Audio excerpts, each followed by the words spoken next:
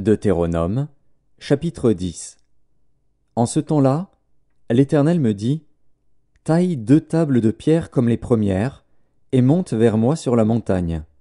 Tu feras aussi une arche de bois.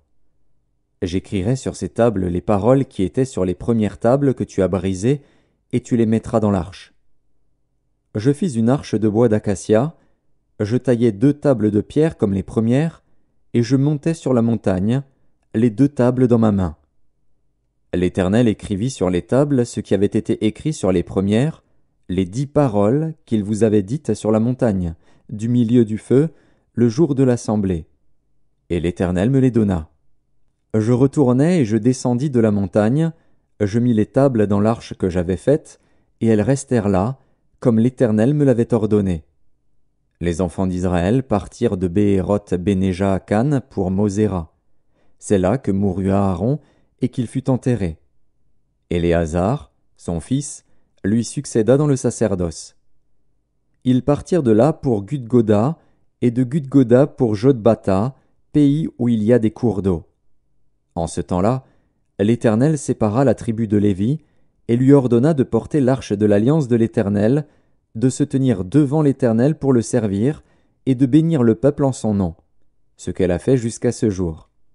C'est pourquoi Lévi n'a ni part ni héritage avec ses frères. L'Éternel est son héritage, comme l'Éternel, ton Dieu, le lui a dit.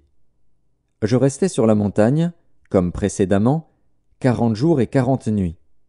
L'Éternel m'exauça encore 7 fois. L'Éternel ne voulut pas te détruire. L'Éternel me dit, « Lève-toi, va, marche à la tête du peuple, qu'ils aillent prendre possession du pays que j'ai juré à leur père de leur donner. Maintenant, Israël, que demande de toi l'Éternel, ton Dieu, si ce n'est que tu craignes l'Éternel, ton Dieu, afin de marcher dans toutes ses voies, d'aimer et de servir l'Éternel, ton Dieu, de tout ton cœur et de toute ton âme.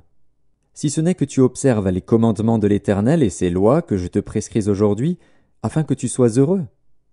Voici, à l'Éternel, ton Dieu, appartiennent les cieux et les cieux des cieux, la terre et tout ce qu'elle renferme. Et c'est à tes pères seulement que l'Éternel s'est attaché pour les aimer. Et, après eux, c'est leur postérité, c'est vous qu'il a choisi d'entre tous les peuples, comme vous le voyez aujourd'hui. Vous circoncirez donc votre cœur, et vous ne raidirez plus votre cou. Car l'Éternel, votre Dieu, est le Dieu des dieux, le Seigneur des seigneurs, le Dieu grand, fort et terrible, qui ne fait point acception des personnes et qui ne reçoit point de présent, qui fait droit à l'orphelin et à la veuve, qui aime l'étranger et lui donne de la nourriture et des vêtements. Vous aimerez l'étranger, car vous avez été étrangers dans le pays d'Égypte. Tu craindras l'Éternel, ton Dieu, tu le serviras, tu t'attacheras à lui, et tu jureras par son nom. Il est ta gloire, il est ton Dieu. C'est lui qui a fait au milieu de toi ces choses grandes et terribles que tes yeux ont vues. Tes pères descendirent en Égypte au nombre de 70 personnes. Et maintenant l'Éternel, ton Dieu, a fait de toi une multitude pareille aux étoiles des cieux.